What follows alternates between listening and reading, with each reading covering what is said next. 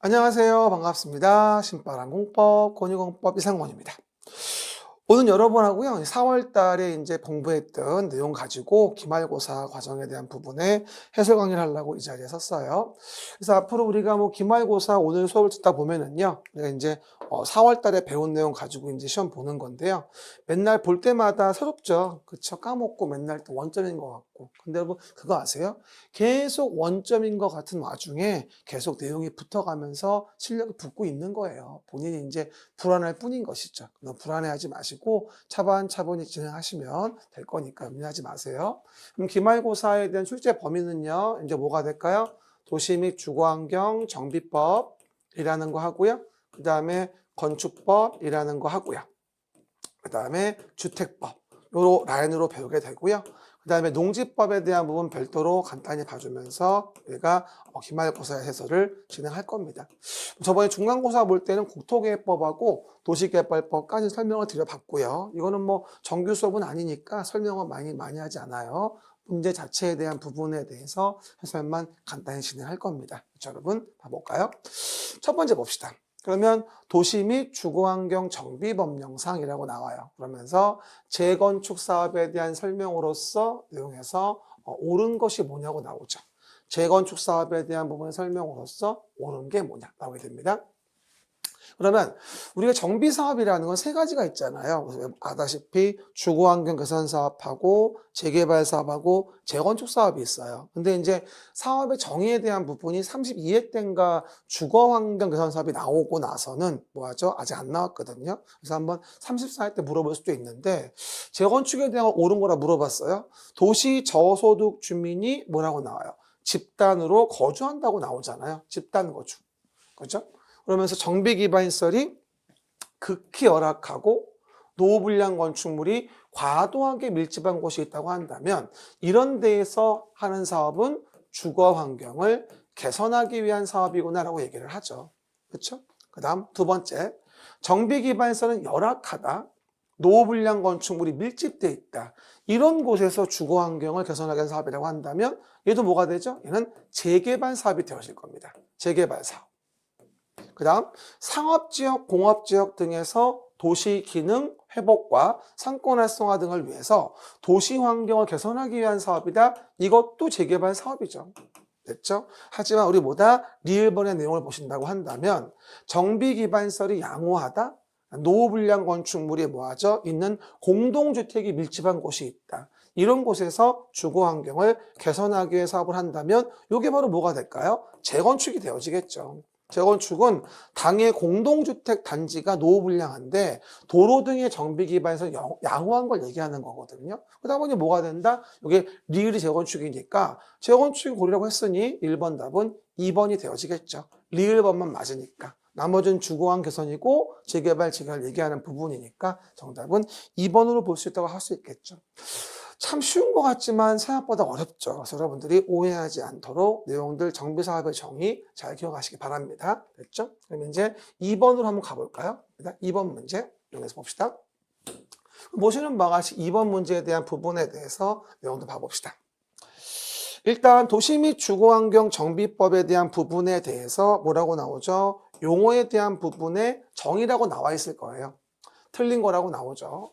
이 용어 정의와 관련된 부분들 쉬운 것 같으면서 어려워요, 사실은요. 일단 봐봐요. 재건축 사업에 대한 부분에 토지 등 소유자라고 나옵니다.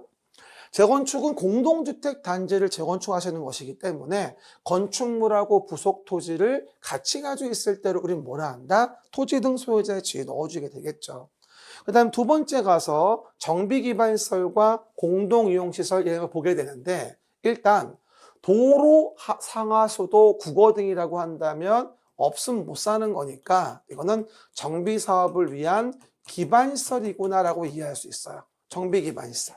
그리고 마을에 관하고 공동작업장은 뭐다? 생활복리와 관련된 것으로서 공동이용시설이구나 이렇게 이해할 수 있거든요. 그래서 우리가 정비기반시설, 공동이용시설 앞뒤가 바뀌어 있어가지고 틀린 거는 정답 몇 번? 2번이라 볼 수 있는 거죠. 그렇죠? 이 정비기반시설과 공동이용시설을 바꿔서 물어보는 경우도 꽤 많이 있으니까요. 놓치지 않도록 여러분들이 주의하시면 되겠고요. 3번은 뭐가 될까요? 노후 불량 건축물에 대한 정의를 물어보고 있는데 건축물이 훼손된다. 일부가 멸실됐다. 붕괴 그 밖에 안전사고 우려가 있다. 붕괴 그 밖에 안전사고가 우려가 있다고 한다면 이런 건축물은 뭐 기간 따지지 않고 노후불량 건축물로 봐주는 거죠. 그렇죠. 그리고 보통 뭐 비용적인 측면 따지면 40년까지 보수보강 드는 비용 더 들 때, 단순한 기간상으로 본다면 20년 이상 30년 이내 기간 조제정황 기간 지난 건물일 때 나오는데 그런 뭐 비용이나 기간 고려하지 않고 단순히 본다면 뭐 붕괴 안전사고 우려가 있다면 기간 관계없이 이런 경우는 노후불량 건물로 본다고 얘기를 하거든요. 그래서 비용을 물어보는 건지 기간을 물어보는 건지 그와 관련이 없는 걸 물어보는 건지 노후불량 건축물의 정의 좀 기억해 보시면 되겠고요. 그리고 우리가 정비사업을 진행할 때 시행자가 될 수 있는 자 중에서 토지주택공사 등이라고 나오는 경우 등이 있어요. 그럼 토지주택공사 등의 등은 뭘 얘기하는 거냐? 바로 토지주택공사와 지방공사. 이 두 가지를 뭐라 한다고 우리가 토지주택공사 등이라 부르거든요. 그러니까 4번도 맞죠. 그리고 건축주택법 관련된 봤을 때 다르게 정비법에서는 우리가 주택의 단지가 뭐냐는 게 나오게 되는데요.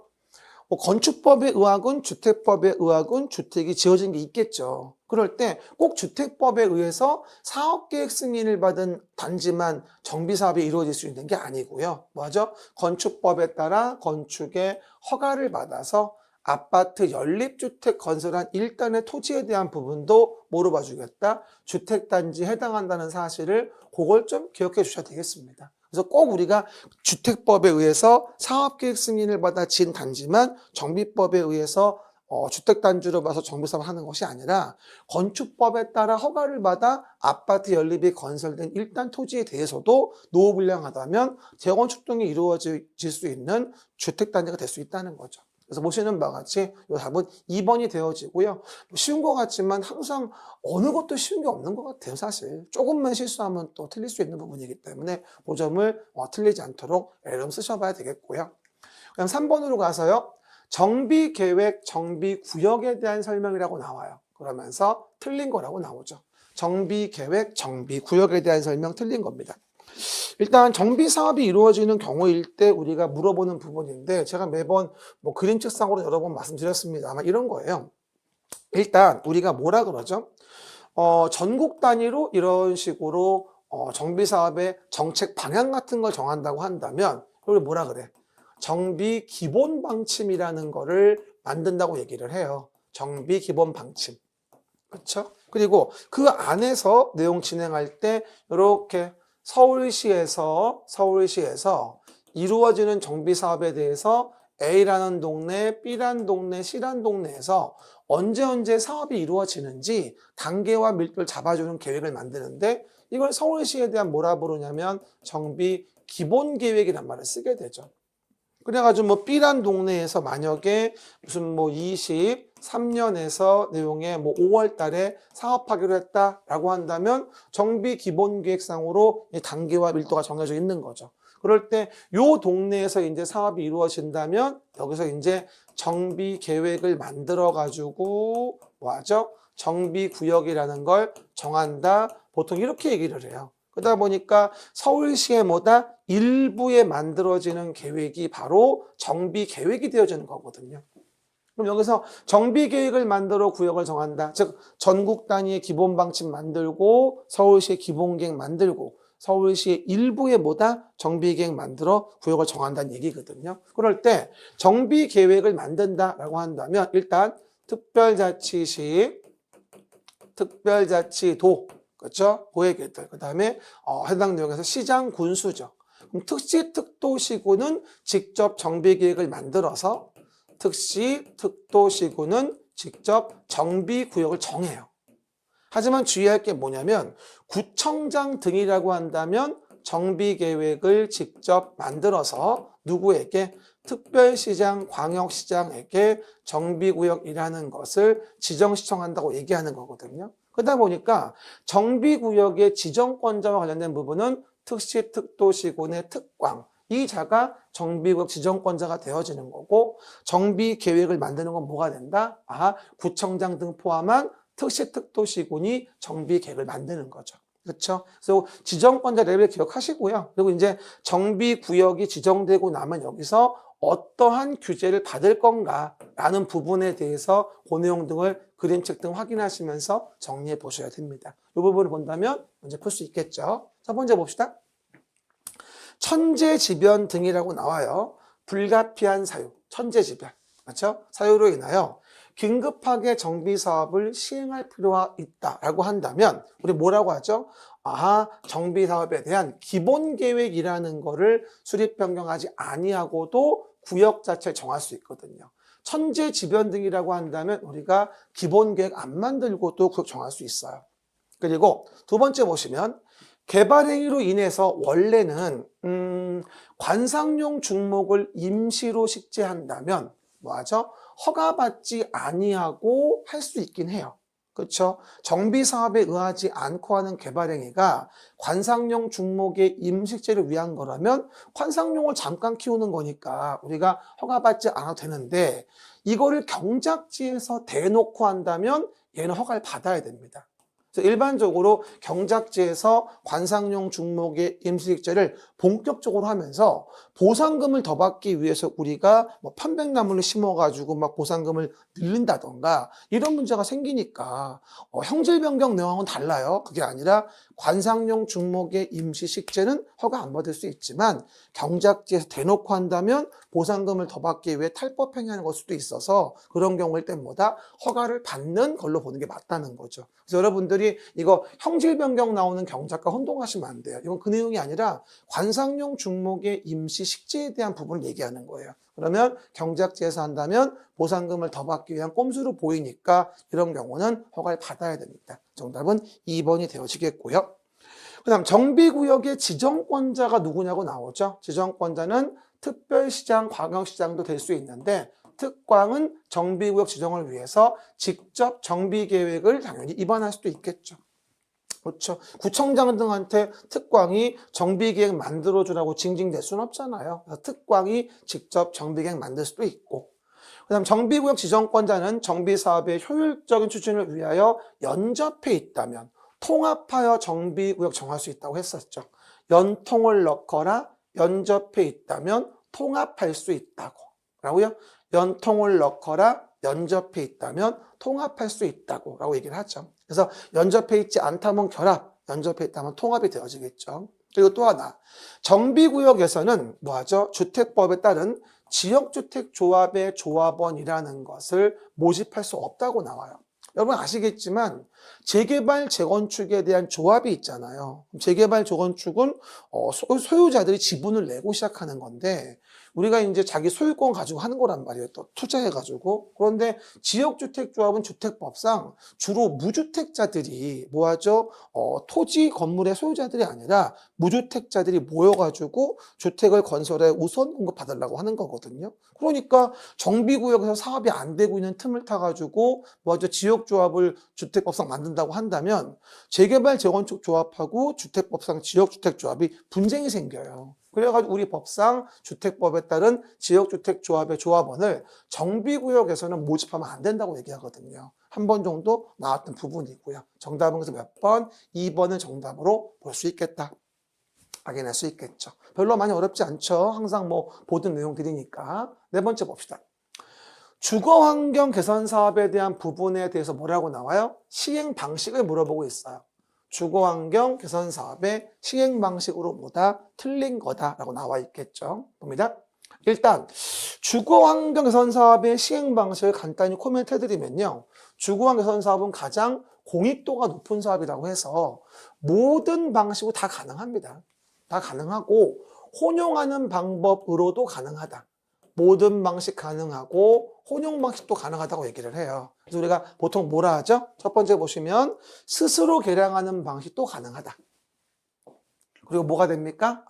수용하여 뭐하죠? 건설한 후 우선 공급하는 것도 가능하다. 관리 처분 계획에 의한 것도 가능하고 그 다음에 환지도 가능하고 그리고 관리 처분 계획과 환지 부분을 혼용하는 것도 가능하다. 다 맞는 것 같네? 아니지. 다 가능한데 내용이 틀린 게 한 가지 있어요. 봐봐요. 첫 번째 봅시다. 사업의 시행자가 정비구역에서 정비기반시설 공동이용시설을 새로 설치하거나 확대하고 토지 등 소유자가 스스로 주택을 보존, 정비, 개량하는 방법이에요. 그러니까 결론적으로 뭐냐면 돈 많이 들어가는 도로 같은 거는 시행자가 해주고 주택이라는 건 토지 등 소유자가 스스로 개량한다는 얘기가 되어지겠죠. 그리고 사업 시행자가 정비구역의 전부나 일부를 수용하여 주택 건설한 후 토지 등 소유자에게 우선 공급하는 방법이 나와 있잖아요. 근데 이 말은 뭐냐면 뒤에서 배우게 될 정비 사업에 그냥 수용하는 거하고는 달라요. 이거는 수용해서 주택 건설한 후 수용당한 자에게 우선 공급한다는 것이거든요. 이건 수용 방식이라고 합니다. 뒤에 나오게 될 단순하게 수용하는 것과 수용 방식은 좀 다르니까 혼동하시면 안 돼요.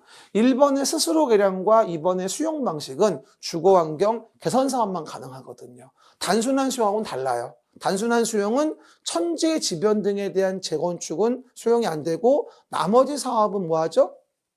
천재지변 등을 제외한 뭐하죠? 재건축은 수용이 안 되고 나머지 사업은 다 수용되거든요. 그러니까 재건축도 천재지변 등의 사용은 가능하지만 그게 아니면 수용이 안 되는 거였잖아요. 그건 단순한 수용 얘기하는 거고 지금은 뭐다? 수용 방식을 얘기하는 거예요. 그래서 오해하지 말 건 수용 방식은 수용하여 주택 건설한 후 토등소에게 우선 공급하는 방법은 주거환경 개선 사업만 되는 거다. 이건 수용 방식이다. 다시 한번 얘기하면 재건축 사업처럼 뭐가 되죠? 천재지변 등이 아니고는 재건축은 수용이 안 된다. 나머지 사업은 수용이 된다. 재건축은 천재지변 등일 때만 수용된다. 이 얘기거든요. 그 내용은 단순한 수용. 이거는 수용 방식. 다른 얘기예요. 오해하시면 안 돼요. 됐고. 그 다음 관리처분 계획을 만든다고 나오잖아요. 종전에 노후불량 건축물이라는 거를 철거하고 새롭게 두꺼봐 헌집 줄 테니까 새집 다오. 이렇게 진행하는 게 건축물로 받는 거라 해서 우리가 관리처분 계획의 방법의 시행이라고 해요. 근데 문제는 주거환경 개선 사업에서의 관리처분 계획은 주택, 부대시설, 복리시설로 처분한다는 얘기지 오피스텔을 건설하여 공급한다는 말이 아니거든요. 오피스텔을 건설하여 공급한다는 말은 이건 재건축 사업에서 가능한 얘기예요. 똑같은 관리처분이어도 관리처분되어지는 건물의 종류가 다르다 이 얘기거든 결론적으로. 그래서 주거환경 개선 사업에 대한 관리처분은 주택, 부대복리시설로 처분하는 것이며 오피스텔로 처분할 수는 없다는 거예요. 오피스텔은 뭐다? 재건축일 때 얘기하는 거죠. 정답은 3번이고요. 그리고 환지로 공급하는 방법, 그 다음에 관리처분 계획하고 환지로 하는 거 혼용하는 방법. 가능한 사업은 주거환경 개선 사업 가능하니까 정답은 3번이 되어지겠어요. 한 번쯤은 다시 나올 수도 있겠죠? 그 정도 이해해 보시고요. 5번 봅시다. 정비법에서 정비조합의 임원과 관련된 부분은 상당히 잘 나오는 부분이라 볼 수 있습니다. 작년도에도 기출됐고요. 그래서 이제 정비사업조합에서 조합원이 모여서 이제 조합 만들면 거기서 이제 일꾼을 뽑아야 되거든요. 임원에 대한 부분이 나오죠. 일단 봐봐요. 조합은 조합장 뭐라고 나오죠? 1명. 그 다음에 이사감사를 임원으로 두게 됩니다. 그리고 우리가 임원을 뽑았다면 그 임원이 만약에 모이면 조합장이라고 한다면 선임일부터 관리처분 계획이 인가받을 때까지는 해당 정비구역 내에 거주해야 한다고 나와요. 그래서 조합장의 경우는 관리처분 계획 인가받을 때까지, 왜냐하면 관리처분 계획 인가받고 나면 그 다음에 철거하니까 거주하고 싶어도 할 수가 없거든요. 조합장만큼은 좀 고통을 분담하자는 얘기예요. 조합장은 선임일부터 관리처분 계획 인가받을 때까지는 해당 정비에 거주해줘야 되고요. 게다가 임원이 될 수 있는 자격요건이 나오거든요. 아무나 갑자기 와서 임원한다고 그러면 안 되는 거니까 거주 요건에 대한 부분이 1년 이상, 소유권은 뭐가 된다? 우리가 5년 이상 이런 식으로 요구한단 말이죠. 그러다 보니 정비구역에 거주하고 있는 자로서 선임일 직전 3년 동안 정비구역 내 거주기간이 1년 이상인 자는 조합의 임원이 될 수 있겠죠. 거주기간만 따지면 뭐다? 1년 이상인 거고 또는 뭐다? 소유한 기간만 따지면 5년 이상 되면 우리가 임원 될 수 있잖아요. 그러니까 2번도 맞는 질문이죠. 세 번째입니다. 조합의 임원은 같은 목적의 뭐다? 정비사업을 하는 다른 조합에 대한 임원 직원을 겸할 수는 없다고 나와요. 왜? 부정부패를 방지하기 위해서. 그래서 조합의 임원은 같은 목적 정비사업을 하는 다른 조합의 임원 직원 겸할 수는 없다. 그 다음에 임원의 뭐다? 임기에 대한 부분이죠. 매번 얘기하는 거. 임원의 임기는 몇 년? 3년 이하 범위에서 정관 정하게 되고요. 연임할 수 있다고 나오죠. 너무나 쉽죠. 정답은 4번이 되어지겠죠. 참 기간이 기억 안 날 때가 있어요. 그죠? 그래서 3년이라고 이해하시면 되고요. 아직 안 나온 거 중에 이거 안 나왔어요. 결격. 다른 조합에는 결격에 벌금이 없거든요. 근데 정비조합에 대한 부분에 대해서는 벌금의 결격이 있어요. 벌금 100만 원 이상의 형선고를 받고 10년 지나지 아니한 자는 뭐가 된다? 임원될 수 없다. 우리가 개발조합, 정비조합, 주택조합 중에서 벌금에 대한 결격이 있는 건 5번. 뭐다? 지금 정비조합밖에 없는 거니까 그것도 좀 주의해 주셔야 됩니다. 임원은 뭐 언제든지 물어보는 부분이니까 여러분 잘 정리하시면 되고요. 그 다음에 6번 문제 봅시다.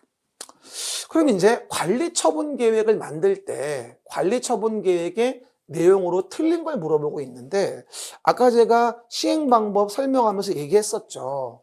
종전에 노후하고 불량해진 건물을 철거를 하고 이거에 대해서 새로운 건물을 뭐다 공급해 주는 거잖아요. 노후불량 건축물 개량이란 말을 쓰게 되겠죠. 그럼 이럴 때 이 종전권의 가치가 예를 들어서 A에 대한 것이 1억으로 평가됐고 새로 분양 신청한 게 뭐가 된다? 2억으로 신청했다라고 한다면 1억에 대해서 1억을 주는 게 같은 가치라면 1억 원 정도의 분담금은 뭐다? 내야 한다는 얘기거든요. 이렇게 처분해 주는 게 관리처분 계획이에요. 한마디로 뭐다? 가격 같은 거 정리하는 거, 분양 같은 거 정리하는 게 바로 뭐냐면 이 관리처분 계획이거든요. 여러분이 정비법에 4가지 계획이 있잖아요. 정비기본계획이 있고 정비계획이 있고 사업시행계획이 있고 관리처분계획이 있는데 이 계획마다 성격이 다르잖아요. 그래서 여러분들이 그 관리처분계획은 사업 전후에 가격 정리하는 거구나라고 이해하시면 돼요. 분양 관련된 거. 그럼 뭐가 될까요? 틀린 거라고 되어 있는데 첫 번째, 분양 예정인 것은 대지건축물 추산액 들어가죠. 그 다음 종전의 토지건축물 명세 사업시행 인가고시 있은 날 기준으로 한 가격에 대한 거. 사업시행 인가고시 있은 날 기준으로 한 가격. 종전 것의 가치는 사업시행 인가고시 있은 날 기준으로 한 가격이 되어지겠죠. 그리고 분양 대상자의 종전 토지건축물에 관한 소유권 이외의 권리 명세. 그럼 소유권 이외의 권리도 계약을 해지하지 않으면 넘어와요. 새로운 걸로. 그러니까 소유권 외의 권리 명세도 관리처분계획 내용이 되어져요. 그리고 세입자와 관련된 부분은 세입자별 손실보상을 위한 권리 명세 및 평가액을 관리처분계획에 집어넣거든요. 여러분 세입자 나올 때도 내용 혼동하지 마세요. 정비 기본계획 나올 때는 세입자의 주거 안정대책이고요. 정비 계획이 나올 때는 세입자의 주거 대책. 사업 시행 계획이 나올 때는 세입자의 주거 및 이주 대책. 지금은 권리 명세 평가액이에요. 그리고 이 문제는 얼마 전 평가상 문제를 고친 문제인데 정비사업비의 추산액도 관리처분계획의 내용이 맞긴 맞아요. 하지만 재건축 초과 이익 환수에 관한 법률에 의한 재건축 부담금을 제외하는 게 아니라 재건축 부담금을 포함해서 뭐하죠? 추산액을 넣어줘야 되거든요. 그래야지 금액이 왜곡되지 않으니까. 그렇죠. 이게 얼마 전에 평가사 기출문제였었어요. 저는 개인적으로 관리처분계획 내용을 물어볼 때는 재건축 초과이익 환수에 관한 법률에 의한 재건축 부담금을 포함해서 정비사업비의 추산액을 집어넣는 거지 제외하는 게 아니라는 점을 한 번 정도 더 강조해서 말씀드리고 싶어요. 한 번쯤은 이제 관리처분계획 내용이 나올 때 물어볼 수 있는 부분이긴 하거든요. 그 정도 이해해 보시면 정답은 3번. 그렇죠? 확인해 주시고요. 그리고 지금 우리 20문제니까 제가요 5개 보기라서 하나의 정답을 4개씩 잡아놨어요. 항상 답은 5개 나눠가지고 그 라인에 맞게 답이 들어가는 거니까 찍을 때는 가장 없는 번호 골라 찍으면 돼요. 그렇죠? 항상 그 정도 명심을 놓고요. 그 다음에 건축법에 대한 부분이죠. 건축물 등에 대한 설명 틀린 거라고 나옵니다. 매번 얘기하죠. 건축법은 여러분 아다시피 다 외워야 하는 거 알고 있죠. 우리가 일반적으로 이 건축물을 진다라고 한다면 건축물이라는 것을 뭐하자? 건축하자. 그러면 허가받으면 건축은 적법하다. 라고 하는 부분을 하나하나 보게 돼요. 건축물, 건축 허가. 물론 적용 대상 행위에 대한 부분은 건축 말고도 무슨 대수선일 수도 있고, 그 다음 대선일 수도 있고, 그 다음 리모델링일 수도 있고, 리모델링, 그 다음에 용도 변경일 수도 있거든요. 이런 것들을 적법하게 하려면 허가받으면 건축물 건축은 적법해진다는 얘기예요. 이 내용 하나하나 보는데 그중에 뭘 본다? 건축물 등에 대한 부분에 대한 거, 적용 대상물에 대한 거를 좀 이 문제에서 확인해 보자라고 얘기하는 거죠. 첫 번째 볼까요? 기둥과 기둥 사이의 거리가 20m 이상이다 라고 한다면 엄청 길죠. 기둥 거리가. 그럼 가운데가 주저앉을 수 있어서 위험합니다. 이런 건물은 특수구조 건축물이라고 해가지고 우리가 구조기술사 협력을 요하는 건물이 된다. 보통 이렇게 얘기를 하죠. 그 다음에 두 번째 보시면 건축물과 분리하여 높이 4m가 넘는 장식탑, 기념탑, 첨탑인 공작물을 축조하고자 한다. 그럼 뭐하죠? 신고를 요하는 공작물이다. 그렇죠? 건축물에 딸려 있다면 건축물로서 관계없겠지만 분리돼서 한다면 따로 축조신고해서 관리가 필요하죠. 보통 외울 때도 뭐라고 외웠어요? 사광장기첨이라고 외웠잖아. 사광장기첨. 4m를 넘는 광고판, 장식탑, 기념탑, 첨탑. 원래 장기첨이 원래는 6m 넘을 때 신고한다 이었는데 개정돼가지고 4m 넘을 때 신고하는 걸로 강화됐거든요. 한 번은 물어볼 수 있을 거예요. 기억하시고요. 그 다음에 3번 질문은요. 다중이용 건축물을 물어보고 있어요. 다중이용. 다중이용도 뭐 많은 사람이 모이는 건물이다 보니까 다중이용 건축물이 무너지면 큰일 나죠. 그래서 구조기술사 협력을 요한다고 했는데 다중이용 건축물이 5,000제곱미터 이상일 때 다중이용 될 수 있는 게 뭐였더라? 문종판, 운의숙이었잖아요. 문종판, 운의수가 종이죠. 종교시설. 5,000제곱미터 이상이면 다중이용 건축물이니까 다중이용 건축물이 맞죠. 그렇죠? 문종판, 운의수가 5,000제곱미터 이상이면 다중이용 건축물이다. 또는 16층 이상이라면 다중이용 건축물이다. 지금은 5층은 관계없겠죠. 종교시설로 5층 이상 됐으니까 다중이용 건축물 맞죠. 그 다음에 내용에서 우리가 초고층 건축물의 정의가 나와요. 이게 쉬운 듯 어려워요. 초고층 건축물은 뭐라 했어요? 제가 50층 이상이라거나 200m 이상이 되어진다면 우리는 이걸 뭐로 봐주겠다? 초고층 건축물로 봐주거든요. 근데 뭐라고 나와요? 49층으로서 190m면 50층 이상도 아니고 200m 이상도 아니잖아요. 그러면 초고층 건축물 될 수가 없는 거니까 틀린 거는 뭐다? 정답은 4번이구나 라고 우리가 이해할 수 있겠죠. 그 다음에 5번 지문은요. 준다중이용 건물을 물어보고 있어요. 준다중이용. 준다중이용 또 뭐가 되어 있을까요? 문종판, 운의수기가 1천 이상이라거나 교노동 위관장, 교육연구, 교노동 위관장이 1,000제곱미터 이상이면 이게 준다중용이거든요. 교육연구시설 1천 이상, 교노동 위관장, 그럼 뭐가 된다? 이건 준다중용이죠. 하지만 주의하실 건 뭐냐면 16층 이상이면 다중용일 수 있는데 3층밖에 안 되니까 다중이용일 리는 없잖아요. 16층 이상이면 무조건 다중용이거든. 근데 지금 3층이니까 고민할 여지 없이 준다중용이 맞는다라고 이해할 수 있겠죠. 이게 바로 뭐냐면 내용에서 보시는 바와 같이 건축물 등에 대한 문제고요. 언제든지 물어볼 수 있는 부분이니까 잘 정리해서 꼭 내 것으로 정리하시기 바랍니다. 8번 봅시다.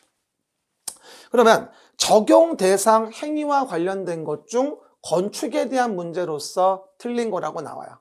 건축에 대한 내용이다, 틀린 거라고 나오죠. 일단 제가 건축에 대한 부분에 대한 걸 설명을 드려본다면 이렇죠. 일단 건축법에 나오는 건축의 종류에 대한 부분, 이건 뭐 부동산이나 개론도 많이 나오지만 우리 공법에도 많이 나오는 부분이죠. 그렇죠? 그럼 봐. 신증개제이라고 했죠. 신증개제이, 신축, 증축, 개축, 재축, 이전 이렇게 얘기했어요. 신증개제이라고 해서 이전도 건축에 해당하죠.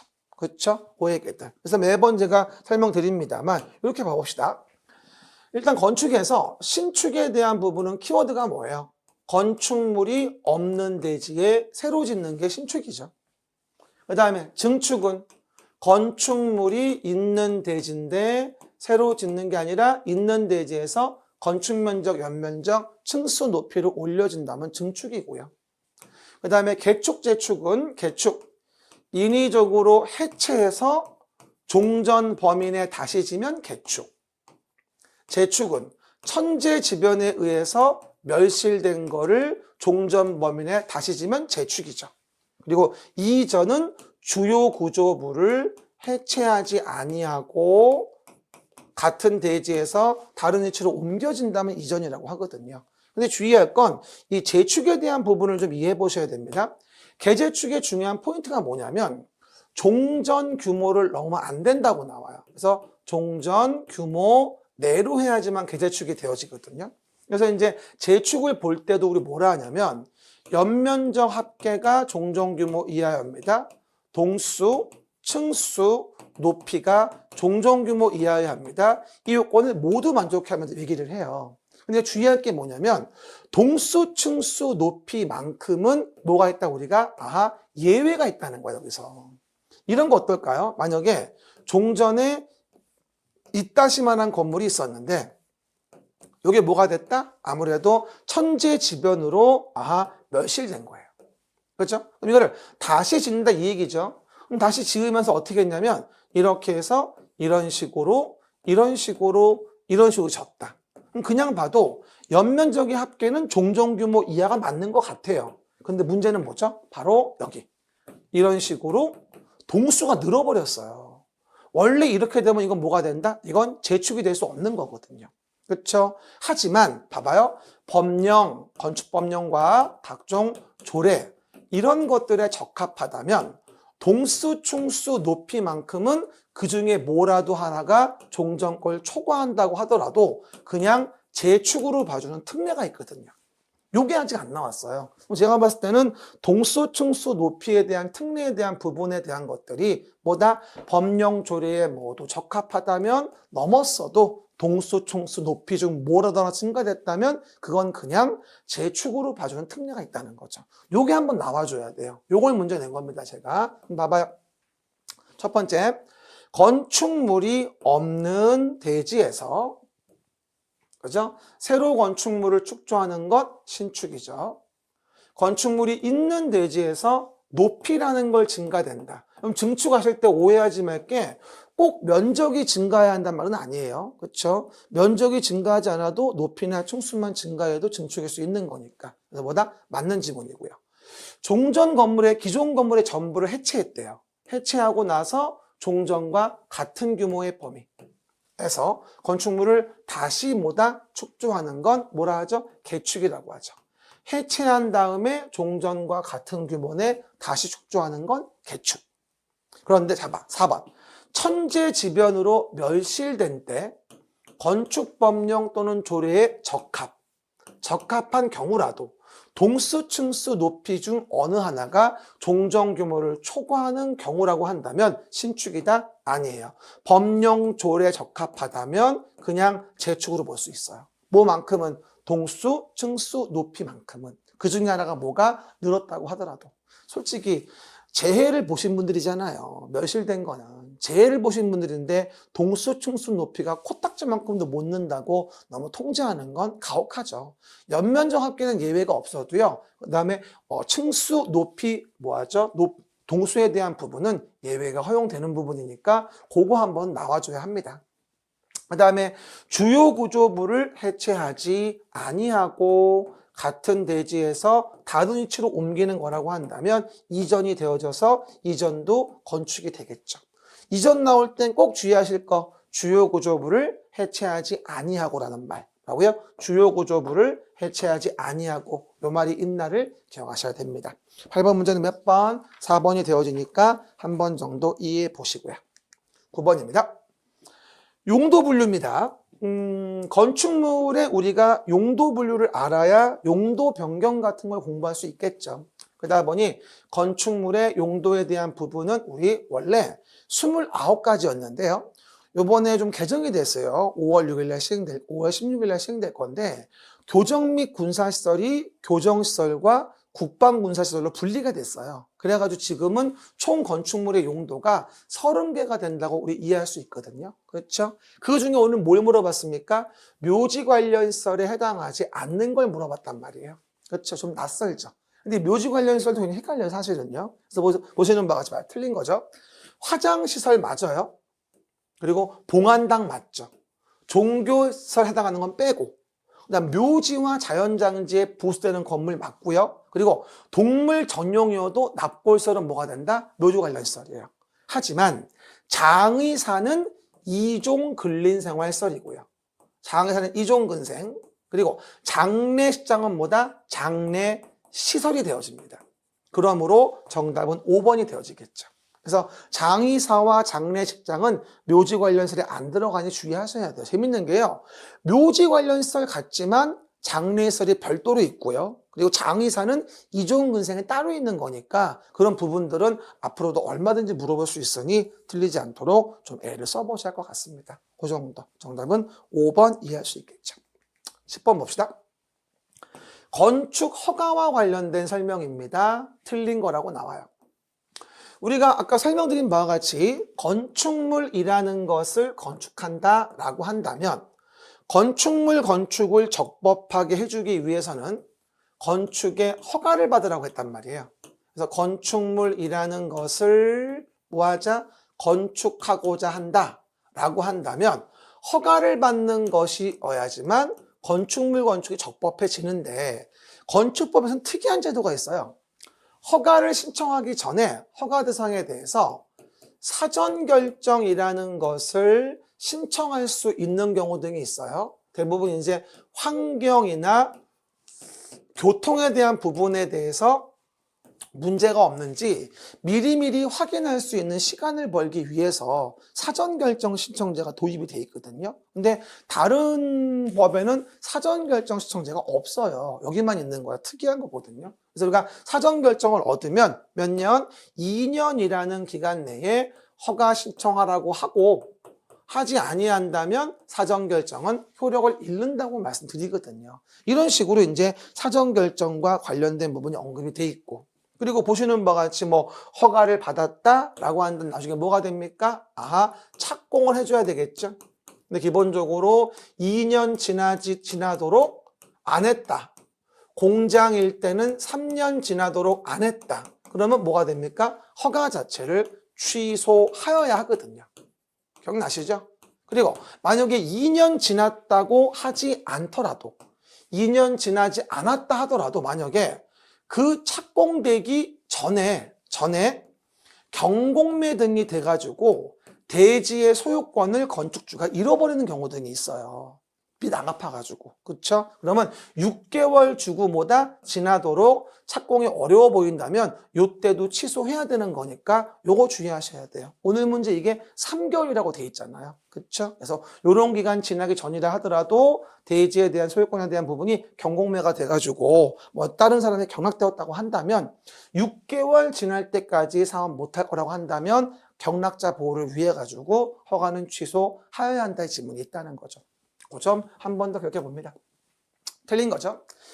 첫 번째, 사전결정 신청자는 사전결정 통지받은 날로부터 2년 이내에 허가를 신청하여야 하며 이 기간에 허가를 신청하지 아니하면 사전결정은 뭐다? 효력을 잃는다.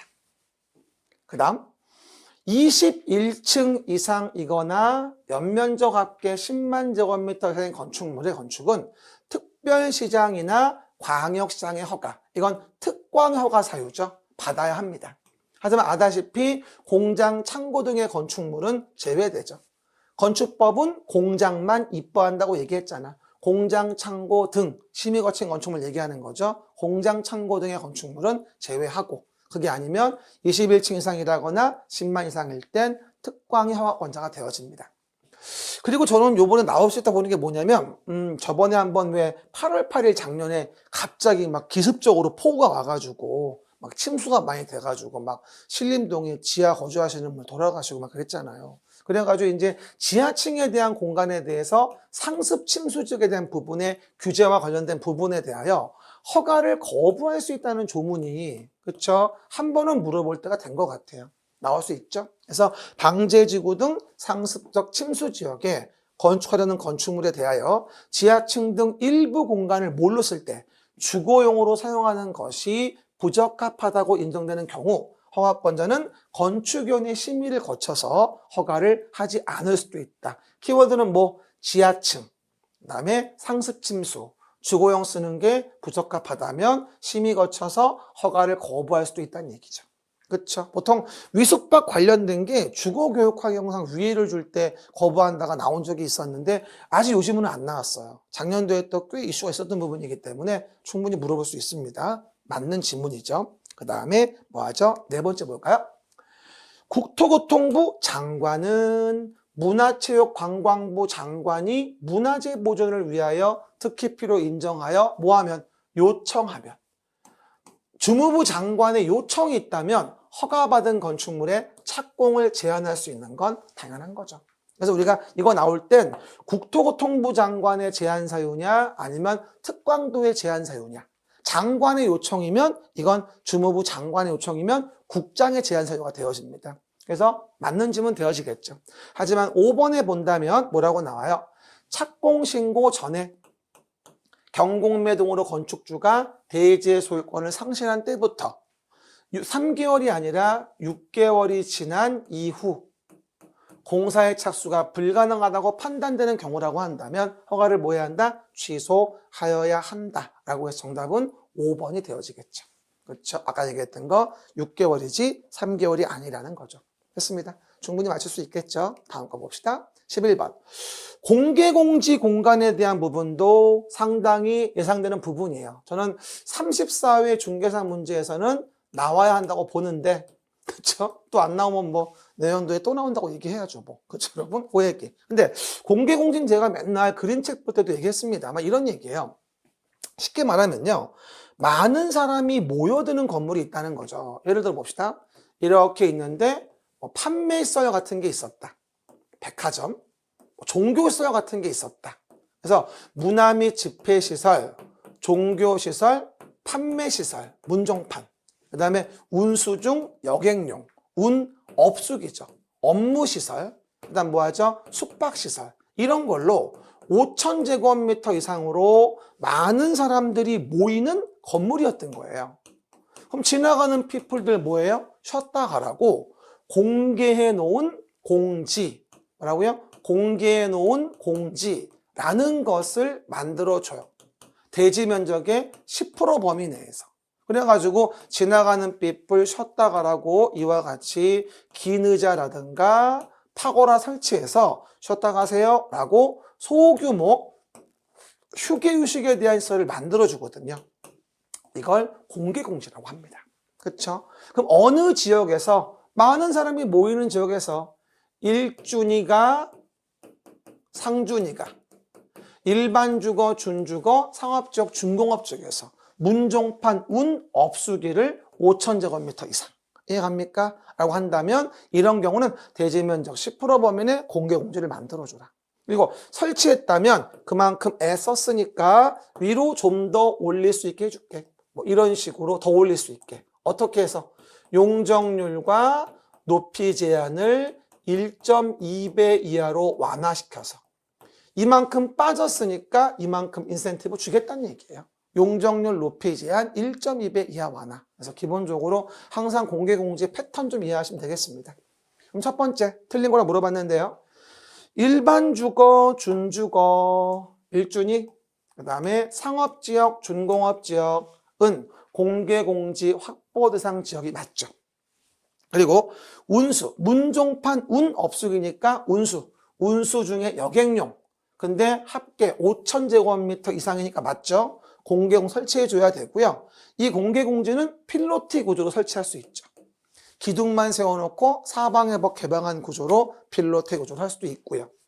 그냥 공개공지 면적은 얼마 전 평가사 문제기도 했고 요번에 4월 모의고사 문제기도 했는데 건축 면적이 10% 이하가 아니고요. 대지 면적의 10% 이하.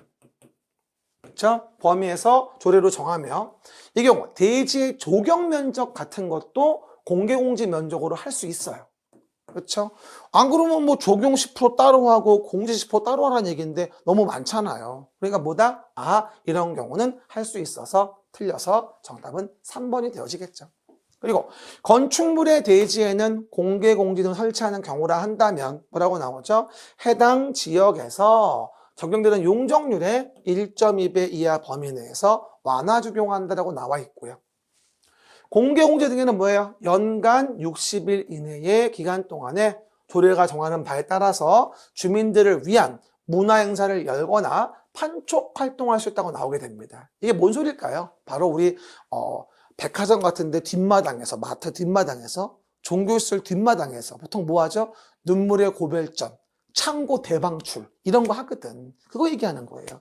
연간 60일 이내 행사할 수 있습니다. 그렇죠? 어쨌건 주변의 것들 잘 기억해 보시면 여러분이 지나가다 다 보신 것들인데 이게 법의 내용과 연결이 안 돼가지고 모르는 것 뿐이에요, 사실은. 그렇죠? 너무 염려하지 마시고요. 그래서 보시는 바 정답은 3번으로 이해할 수 있겠죠.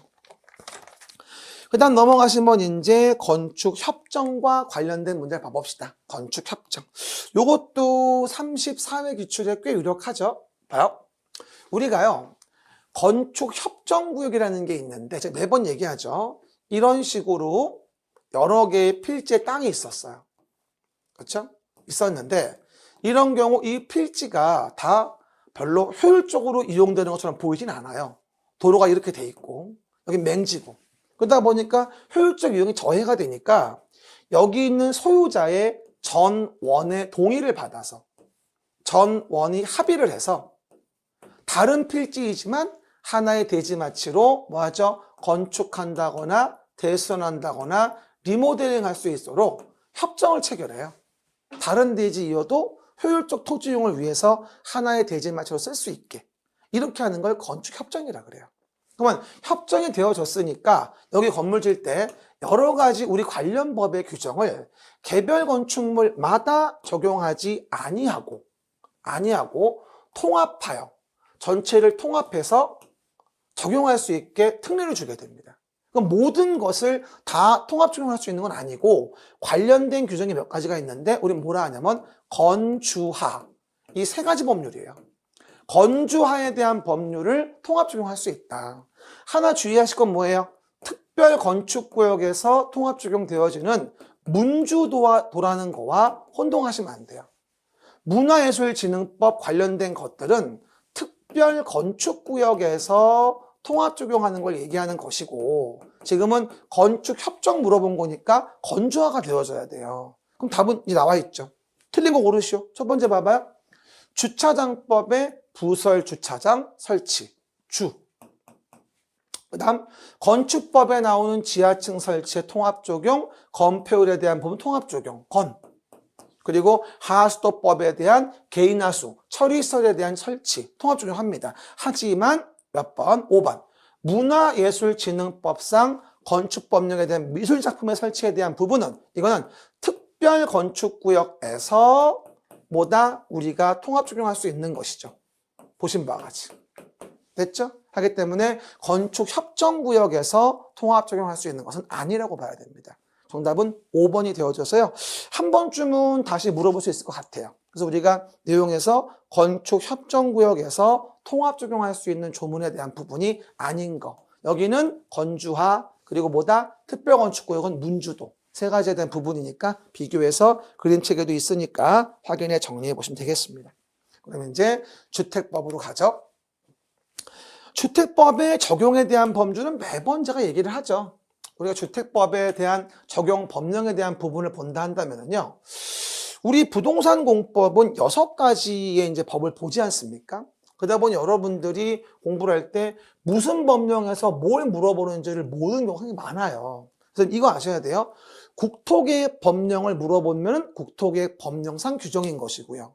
건축법령을 물어보면 건축법령상에 정해진 걸 가지고 답을 해야 돼요. 주택법령상이라면 그 법에 규정된 대로 해야 되는 것이고요. 그러다 보니 우리가 항상 공법 문제 풀 때는 어느 법의 내용을 물어보고 있는 거냐는 거예요. 그렇죠? 그럼 봐봐요. 우리가 건축법령상으로 봤을 땐 단독주택은 어떻게 해야 돼요?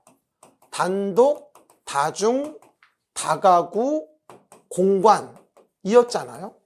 그리고 뭐하죠? 공동주택이라고 한다면 아파트, 연립, 다세대, 연세대 기숙사 이렇게 나왔단 말이에요. 그런데 우리가 주택법령상으로 본다면 기숙사하고 공관은 우리가 주택으로 보질 않아요. 그죠? 왜 그러냐면 주택법령은 주택의 단지를 만드는 법이에요. 단순한 건축물이 아니고요. 우리가 30호, 30세대 이상으로 지어지는 거라면 주택만 지으면 안 되고 부대시설과 복리시설을 함께 짓는 거를 가지고 사업계획 승인을 받아가지고 주택을 건설하는 걸 우리가 주택단지에 대한 주택법령이라고 하거든요. 결론적으로 뭐가 되는 거예요? 주택법령은 단순한 건물이 아니라 주택단지를 짓는 걸 얘기하는 것이거든요. 그러다 보니까 건설해가지고 이에 대한 부분을 공급 분양하는 것 등을 정하는 게 이 법인데 우리 공관이랑 기숙사는 건설은 해도 분양 공급하진 않아요. 그러니까 주택법령에서 공관과 기숙사를 우리가 주택으로 볼 필요가 없죠. 그러니까 문제가 나올 때 건축법령상 주택을 물어보는 건지 주택법령상 주택을 물어보는 건지를 구분하시면서 지문을 봐야지 그냥 단다가공 연세대 기숙사만 떠올리면 안 되는 거예요. 무슨 법령 규정인가를 물어보는 거니까. 그럼 당연히 정답은 뭐예요? 너무도 쉽게 틀린 것은 1번이죠. 단독주택은 주택법령이니까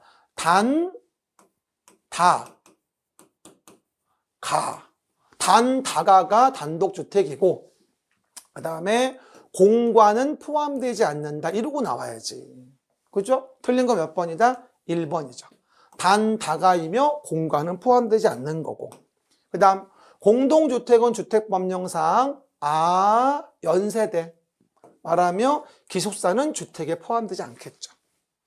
그리고 대신 준주택이라는 게 있어요. 오다노기 미나상 곤니치와 오다노기 준주택 오다노기 준주택 데스까? 오다노기 오다노기 그래서 오피스텔, 다중생활시설, 노인복지주택, 기숙사는 준주택에 해당한다. 알겠습니까? 개념 이해하시고 그 다음 또 하나 사업계획 승인을 받아서 처음 질 때 얘기하는 거죠. 건설하는 공동주택 경우로서 세대 구분형 공동주택 구분 소유할 수는 없어도 나눠 쓸 수는 있는 거죠. 세대 구분형 공동주택의 세대수는 해당 주택단지 안에 공동주택 전체 세대수의 얼마? 3분의 1을 넘지 않아야 한다고 얘기를 합니다. 왜 그러냐면 세대 구분된 게 3분의 1을 넘게 되면은요. 부대 복리가 많이 부족해져요. 그러면 효율적이지 못하니까 안 된다는 거예요. 그 다음 국민주택에 대한 규모를 물어보고 있죠. 공적 자금이 투입된 주택이잖아요. 그러니까 크게 지면 안 돼요. 원래 전용 면적은 85 이하로 해야 되겠죠. 근데 만약에 수도권을 제외하고 도시지역이 아닌 읍면의 지역이라고 한다면 국민주택 규모 주택은 1호 1세대의 전용 면적 얼마? 100제곱미터 이하인 주택으로 할 수 있다는 얘기죠. 원래는 85 이하로 하잖아요. 국민주택의 규모에 대한 것. 하지만 수도권이 아니고 도시가 아닌 읍면이라면 얼마? 최대 100까지도 가능하다라는 부분이니까 그 점 잘 기억합시다. 아주 쉬운 것 같지만 생각보다 어려워요. 그래서 우리가 잘 보시면 단독주택 종류, 공동주택 종류 구분해 보시면 됩니다. 정답은 1번이고요. 14번. 이거 완전 중요합니다. 소형주택이에요. 도시형 생활주택 중에서 소형주택 설명이다. 다음 요건을 모두 갖춘 공동주택을 말한다. 틀린 거라고 나와요. 일단 아시죠? 서민 주거 안정을 위해서 MB정부 때인가 도시형 생활주택이라는 게 도입이 됐어요. 저렴하게 많이 짓게 해서 서민들이 저렴한 비용으로 주택 거주할 수 있게 만든 거였거든요. 근데 도시형 생활주택은 크게 세 가지가 있죠. 단지형 연립주택, 단지형 다세대, 그리고 소형주택이 있는데요. 요즘에 그 젊은이들이, 저도 젊지만, 그죠? 아직 그런 정년기인 젊은이들이 집을 못 구해서 결혼을 못 하는 경우도 많다고 해서 이렇게 소형주택을 좀 가정생활 할 수 있게 활성화하기 위해서 좀 많이 완화시켜준 내용이 이번에 개정 내용이거든요. 원래 과거에는 이거를 원룸형 주택이라고 했단 말이야. 지금은 소형주택이라고 한단 말이죠. 그리고 전용 면적이 60제곱미터 이하. 원래는 50 이하였어요. 완화된 거죠. 그리고 독립된 주거가 가능하려면 키워드가 욕실 부엌. 그래서 욕실 부엌이 나오면 독립된 주거와 연결된다고 이해하시면 돼요. 혼동하시면 안 돼요. 독립된 주거 가능하도록 욕실, 부엌 설치할 것 맞는 얘기예요. 독립된 주거는 욕실, 부엌. 그 다음 전용 면적이 30제곱미터 미만일 때와 30 이상일 때로 우리가 규제가 달라지는데요. 30제곱미터 미만이다 라고 한다면 욕실, 보일러실을 제외하고는 욕보 제외. 이거를 작년 기출에 욕실 부엌 제외라고 나왔잖아요. 우리 부엌이 별도로 분리되어 있는 경우는 없어요. 보통 오픈돼 있지, 부엌은. 그래서 욕실은 씻어야 되니까 부끄러워서 가려놓을 수 있는 거고, 보일러실은 터놓으면 일산화탄소 중독 때 죽을 수 있으니까 별도로 분리하는 거예요. 그래서 욕보를 제외하고는 하나의 공간으로 뭐하죠? 구성하는 게 원칙인 거죠. 맞아? 독립된 주거 관련된 건 욕실, 부엌. 그리고 하나 공간으로 할 땐 욕보 제외하고 하나. 알겠습니까? 주의하시고. 그다음 또 하나. 전용 면적이 30제곱미터 이상이면 마찬가지 욕보를 제외하고 신설된 거죠. 3개 이하 침실과 그 밖의 공간 구성할 수 있고, 침실이 몇 개? 2개 이상의 세대수는 뭐다? 3분의 1을 초과하지 않도록 하는 게 맞아요. 왜? 그래야지만 부대 복리가 부족하지 않을 수 있으니까. 근데 이 부분이 이번에 4월 7일날 개정이 됐어요. 뭐가 들어왔냐면 요 지문이 들어왔어요. 요거.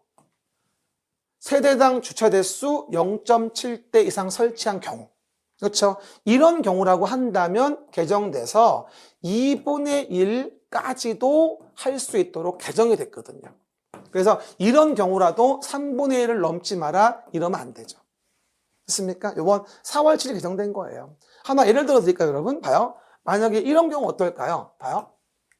예를 들어서 세대수가 30세대였어요. 그럼 뭐가 되죠? 3분의 1이면 몇 세대? 10세대. 그러니까 침실이 2개 이상, 그렇죠? 2개 이상인 거에 대한 부분은 그러면 원조문은 10세대밖에 안 된다는 얘기예요. 3분의 1 넘지 말라고 했으니까. 그렇죠. 근데 만약에 2분의 1을 고려해 보세요.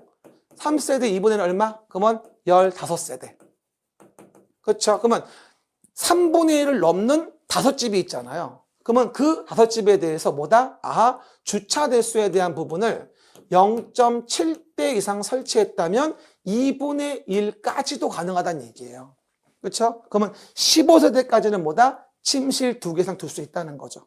그만큼 서민들 주거 안정을 위해서 좀 더 완화시켜 준 거예요. 그렇죠, 여러분? 원래는 10세대밖에 안 됐는데 해당 사례에서는 15세대까지도 가능한 거죠.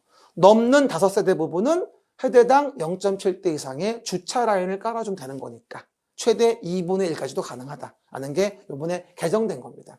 그러다 보니까 이거는 답이 몇 번? 4번. 이건 좀 상급 문제죠. 바로 따끈따끈하게 4월 7일 날 들어온 지문이에요. 그래서 기억해 보시면 되겠고요. 그 다음 지하층에는 뭐가 되어집니까? 지하층에는 이와 같은 소형주택을 설치하지 말라고 하죠. 주거생활이 안 좋아지니까 쾌적하지 않겠죠. 그 얘기들. 그러다 보니 이 내용도 기억합니다. 이거는 도시형 생활주택 중 소형주택 얘기하는 거예요. 오해하지 말고 정답은 4번. 그러면 다음 문제 뭘까요? 15번 봅시다. 그러면 등록사업자 등록 문제가 나오네요. 그렇죠? 일단 사업주체가 주택 건설을 한다. 그러면 등록이 이루어지는데 하나 물어봅시다. 주택법에서요. 주택의 건설과 관련된 부분을 본다면 건설 부분은 사업의 주체가 무엇으로 주택의 자금을 가지고 사업을 시행한다고 해요. 그럴 때 사업의 주체가 될 때 우리는 두 가지 유형이 있어요. 국토교통부 장관에게 등록하고 사업하는 유형이 있고 등록하지 않고 하는 사업의 유형이 있거든요. 그럴 때 등록 기준이 단독주택은 연간 20호 이상일 때 등록을 하라. 이건 사업주체 등록 기준이에요. 이 문제의 포인트는 뭔지 아세요? 두 번째 내용이에요.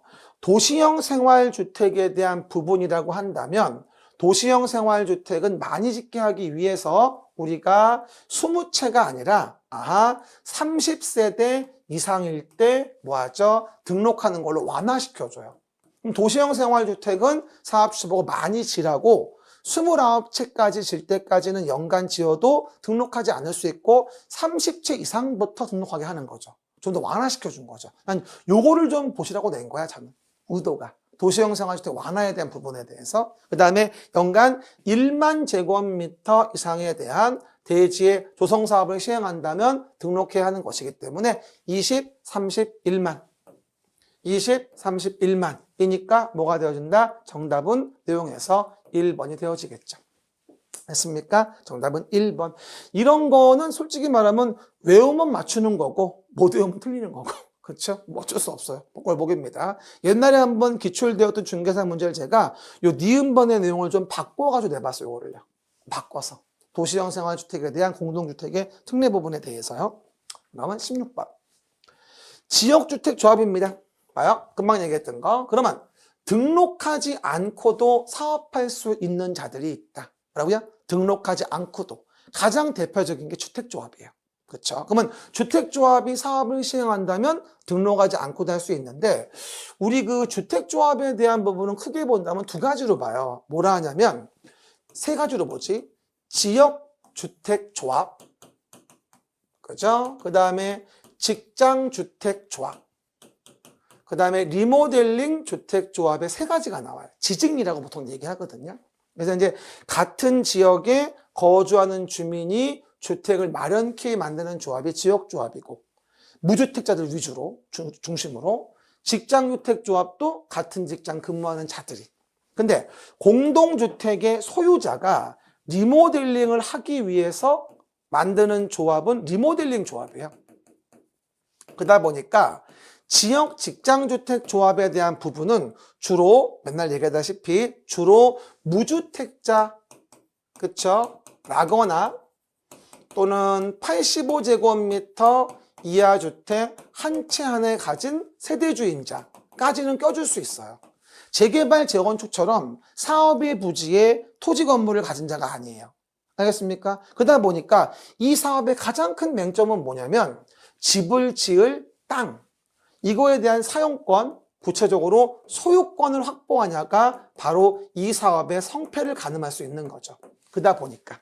그렇죠? 그래서 지역 직장조합 물어보는데 항상 문제가 나올 때 이게 지역조합을 물어보는 건지 직장조합을 물어보는 건지 리모델링 조합을 물어보는 건지에 대해서 구분을 하시고 지문 등을 봐야 돼요. 근데 사실 그래요.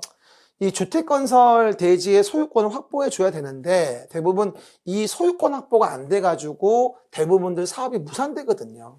그러다 보니까 조합원 모집하기 전부터 조합원을 모집하기 위한 모집 신고부터 먼저 하라고 해요.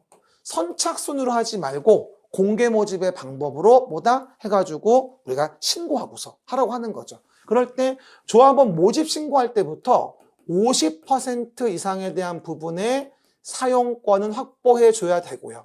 그리고 나중에 조합에 대한 설립의 인가를 받고자 한다면 지역 직장조합에 대해서 조합의 설립인가를 받을 땐 80% 이상에 대한 부분의 사용권과 그 중에서 15% 이상에 대한 소유권을 확보해야지만이 조합의 인가를 받을 수 있다고 얘기를 하죠.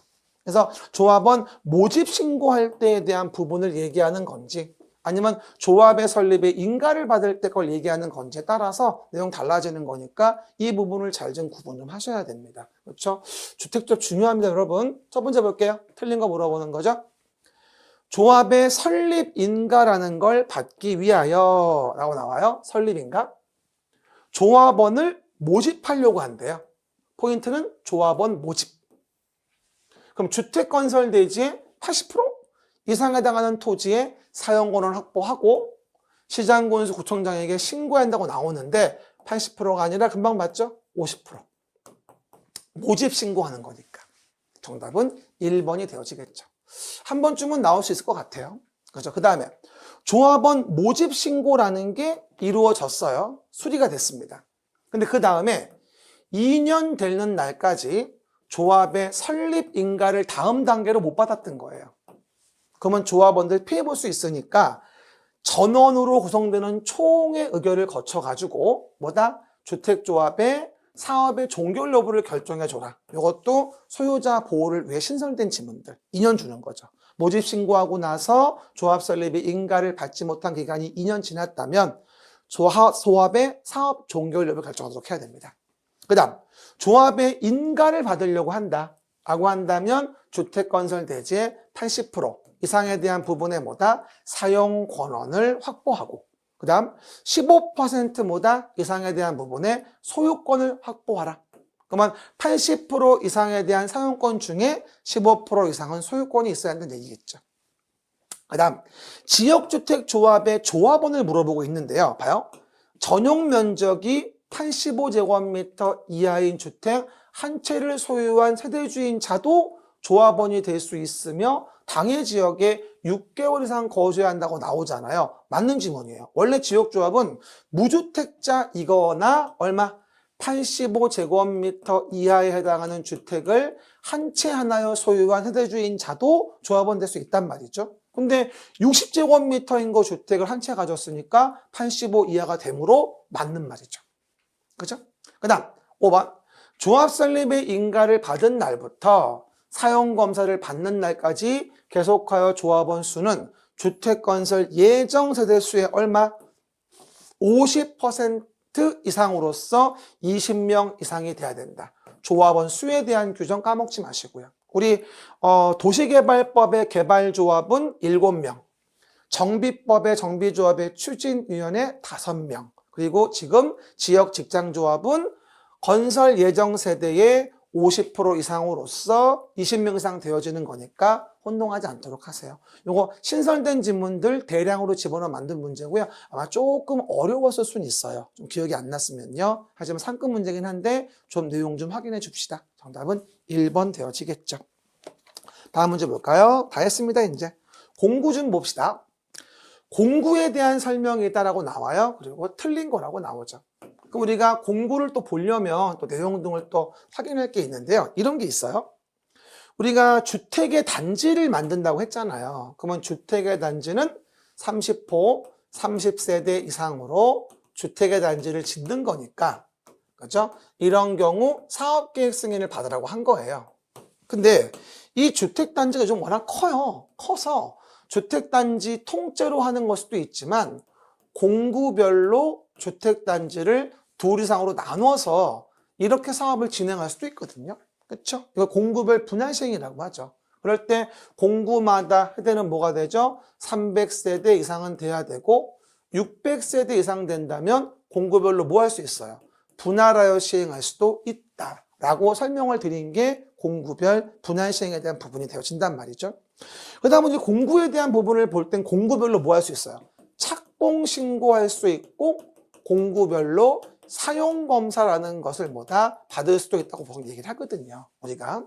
그런데 공구별로 사업계획 승인은 안 됩니다. 사업계획 승인은 뭐로 해야 돼요?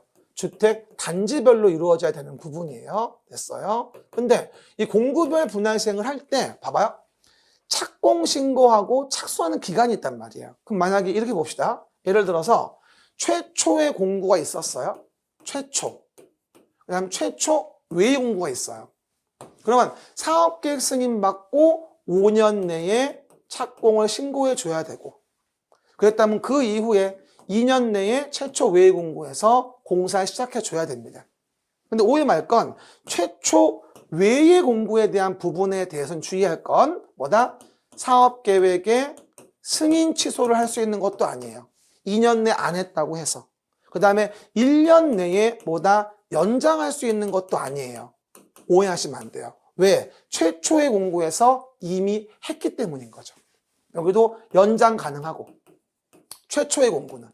그래서 요거 나올 때 주의할 건 뭐다? 최초 외의 공구는 승인 취소나 진짜 최초 외의 공구는 승인 취소나 1년 내 연장 같은 건 말이 안 된다. 왜?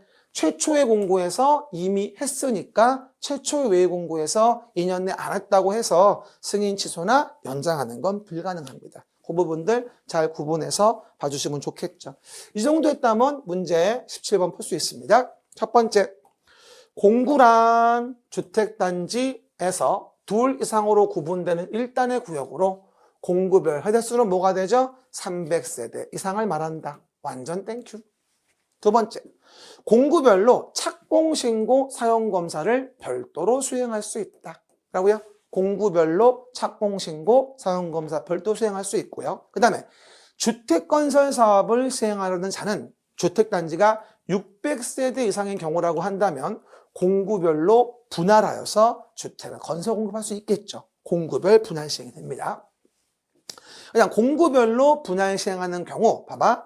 최초로 공사를 진행하는 공구는 사업계획 승인을 받은 날부터 5년 이내에 공사를 시작해야 되고, 주의할 거 최초 포인트 외의 공구는 최초 외의 공구에서 최초 착공신고일로부터 2년 이내에 공사를 시작하지 아니하는 경우라고 한다면 1년 내 연장 경우를 제외하고는 사업계획 승인 취소할 수 있다. X.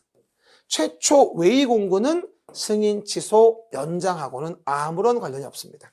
한 번 더. 최초 외의 공구는 승인 취소나 연장할 수는 없는 겁니다. 시작. 최초 외의 공구는 승인 취소한다거나 연장할 수는 없는 거니까 그 부분 혼동하지 말고 이해해 주십니다. 이게 내용에서 바로 18번, 17번 문제에 대한 내용이 되어지겠죠. 이것도 조금 어려울 수는 있는데 이거는 뭐 여러분 뭐 누구 수업 듣든 간에 정규 수업 많이 하는 부분이잖아요. 그래서 아까 설명드린 거 이해하시면 되고요. 18번 봅시다. 이것도 중요하죠. 분양가 상한제 적용주택이다 라고 한다면 당연히 전매 제한 받게 되겠죠. 하지만 예외적으로 전매 제한 받지 아니하고 전매할 수 있는 특례가 적용되는 경우가 있겠죠. 그 사유가 아닌 거라고 나와 있는 거겠죠. 우리 그거 아셔야 돼요, 여러분. 분양가 상한제 적용주택은 뭐예요? 주변의 시세가 한 10억쯤 되는데 예를 들어 뭐 공공택지나 분양가 상한제 적용지역에서 주택을 져서 일반에 공급한다면 분양가 제한 받으니까 10억짜리 집을 5억에 공급받은 거잖아요. 그죠? 그러면 5억이 남는데 팔아 전매책 누리면 안 되니까 그거를 공익성을 가미하기 위해서 못 팔게 하는 거거든요. 그렇죠? 그럴 때 못 팔게 하지만 세대원 전원이 뭐 해외 이주한다거나 또는 무슨 뭐 다른 지역으로 뭐 생업상 사정이나 질병 치료 이유로 해가지고 옮긴다거나 이렇게 원인이 있는데도 못 팔게 한다면 공산당도 아니고 말도 안 되잖아요. 그렇죠? 그래서 우리는 뭐라 하냐? 이런 경우는 토지주택공사 등 동의를 받아가지고 전매할 수 있어요. 근데 틀린 게 뭐냐는 거죠. 솔직히 이거 10번 넘게 나왔던 부분이에요. 굉장히 많이 나오는 부분입니다. 한동안 뜸했지만 일단 첫 번째입니다. 세대원 전원 해외 이주하거나 2년 이상 해외 체류 맞죠? 그 다음 이혼으로 인하여 입주자로 선정된 지위 주택을 배우자에게 이전하는 건 가능합니다. 가능하지만 우울한 전매. 그리고 세대원이 근무 생업상 사정, 질병 치료라는 것 등 취약 결혼으로 인하여 세대원 전원이 수도권의 다른 시군으로 이전하는 거 될 것 같은데 주의할 거 수도권에서의 이전은 안 돼요. 그렇죠? 안양에서 당첨됐는데 뭐다 안산으로 이사 간다 전매하겠다 안 돼요. 전철타 어서 기억나시죠? 수도권 안에서의 이전은 안 됩니다. 요거 한번 나와줘야겠죠. 수도권 안에서의 이전은 안 된다. 얼마든지 왔다 갔다 통근할 수 있으니까. 그 다음 네 번째, 입주자로 선정된 지위, 그 다음에 주택 일부를 배우자에게 증여한다고 나올 거예요. 이건 부부 공동명의 때문에 인정하는 것이니까 안 될 이유가 없겠죠. 입주자 선정된 지위 또는 주택의 일부를 배우자 증여한다. 여기 일부란 단어 혼동하지 마세요. 또 부부 공동명의 얘기하는 거니까. 그 다음에 실직 파산 신용불량으로 경제적인 어려움 발생했다. 라고요? 실직 파산 신용불량으로 경제적 어려움 발생했다면 전매를 허용합니다. 이게 바로 코로나로 인해서 나온 조문이에요. 없던 조문이었는데 이것도 신설된 거라 얼마든지 물어볼 수는 있겠죠. 그리고 세 번째는 수도권 안에서의 이전은 안 되기 때문에 답으로 만든 것이고요. 알겠습니까? 틀린 거 3번이 되어지겠죠. 언젠가 한번 또 물어볼 거니까요. 전매 허용 사유 좀 기억하시기 바랍니다. 그러면 마지막으로 농지 관련해 볼까요? 농지법의 가장 기본적이면 잘 나오는 거 농지. 농지가 무엇이냐는 것이겠죠. 농지를 모두 고른 것은. 첫 번째, 전답과 수원의 지목에 관계없이 실제로 농작물 경작이나 다년생 식물의 재배주로 이용된다면 농지로 봅니다. 그렇죠. 하지만 절대 기억하실 거, 농지에서 제외되는 것들이 있어요. 농지에서 제외된다. 정말 조경 목적으로 정말 식재했다. 조경 목적으로 정말 식재했다면 이건 농지일 수가 없는 거고. 그렇죠? 그리고 전답과 수원의 지목이 아니라고 한다면 3년 미만으로 이용됐다면 농지로 안 봐요. 그죠? 또 주의할 거. 전답과 수원이 아니어도 임야인 경우라 한다면 적법하게 전용 허가 등을 받아야 가능한 거지, 전용 허가 안 받았다면 300년을 써도 농지가 안 됩니다. 임야 같은 경우는. 왜? 안 그러면 우리 주변에 관악산 다 농지돼요. 가서 3년 이상 고구마 심으면 농지되는데. 그래서 전답과 수원이 아닐 때 3년 미만이면 농지가 아니고 3년 이상 돼야 농지가 됩니다. 하지만 임야만큼은 몇 년을 해도 전용 허가 받지 않으면 이건 농지가 아닙니다. 그리고 오해 말 거, 초지법에 나오는 초지에 대한 부분에 대한 것도 우리가 농지가 아니라고 얘기를 해서 법령상 농지 제외라고 직접 되어 있는 건 요거고요. 그다음 의미상으로 정말 적용 목적으로 식재한 것도 농지는 안 들어가는 거거든요. 그리고 농지로 들어갈 때 주의할 게 뭐냐면 농지에 관련된 토지 개량 시설, 유지 양배수 이런 거 다 농지가 되고요. 그다음에 농축산물 생산 시설도 다 농지가 됩니다. 그죠? 하지만 두 번째, 지목이 임야라고 나와 있어요. 토지로서 산지 전용 허가를 거치지 않았답니다. 그럼 아무리 3년 이상으로 농작물을 심었어도 이건 농지가 아니에요. 임야만큼은 적법하게 전용 허가 등을 받아야 되거든요. 그 다음, 조경 관상용 수목과 묘목으로서 정말 조경 목적 실제한 거를 농지로 보진 않죠. 그럼 농지인 걸 모두 고르시오니까 몇 번이에요? 기읍, 디귿이 되어져서 정답은 몇 번? 2번이라 볼 수 있겠네요. 그렇죠? 질문 잘 보고 놓치지 않도록 하세요. 마지막 문제 봅시다. 주말 체험 영농입니다. 완전 중요하죠. 작년도에도 이걸 가지고 정답으로 만들어서 문제가 나왔죠. 전 느낌으로는 주말 체험 영농 또 나올 수도 있다고 봐요. 왜 그러냐면 여러분 기억나실 거예요. 문재인 정부 말기 때인가요? 언젠가 그 고급 정보를 이용해서, 그렇죠, 뭐 농지 같은 거를 주말 체험한다는 명분을 세워가지고 사서 투기를 했던 이런 고급 뭐 공직자, 고위공직자 아니면 무슨 뭐 등등 각종 LH 등 뭐 준공무원들 이런 분들 많이 그때 문제가 됐었거든요. 그래가지고 주말 체험 영농에 대한 부분에 대해서 탈법 방지를 위해서 좀 규제를 가하기 위하여 많이 강화를 했어요. 근데 일단 주말 체험 영농의 의미가 뭐냐는 거죠. 읽어보면요.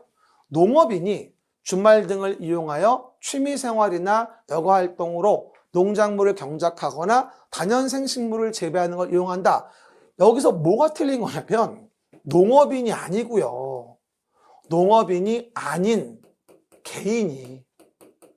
농업인이 했다면 그게 왜 주말체험 영농입니까? 농업인이 아닌 뭐하죠? 개인이 주말 등을 이용하여 취미생활, 여가활동으로 농작물 경작, 다연생 식물을 재배하는 걸 우리가 주말체험 영농의 정의로 보는 거죠. 이것도 용어 정도 신설됐어요. 그리고 작년 기출이었죠. 그래서 주말체험 영농은 농업진흥지역의 외의 지역에서만 허용됩니다.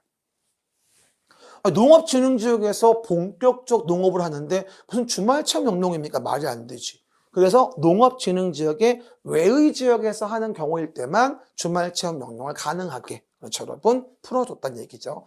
강화한 거죠. 원래 농업진흥지역 내외를 안 가렸었는데, 그렇죠? 농업진흥지역 외의 지역에서 주말체험 영농하려고 농지를 소유한다면 소유할 수 있겠죠.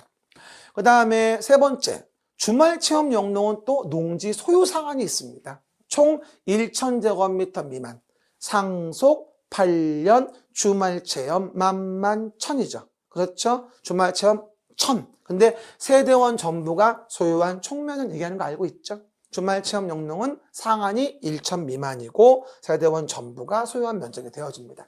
그럼 너무 중요한 거, 탈법 방지를 위해서 현행법은 농지 취득 자격 증명을 발급받아야 주말 체험 영농 목적으로 농지를 소유할 수 있고, 그럴 때 원래는 계획서를 제출하지 않았는데 워낙 탈법이 많아서 주말 체험 영농만큼은 주말 체험 영농 계획서를 작성하여 첨부해가지고 시구 읍면장에게 증명 발급을 청구해 줘야 돼요.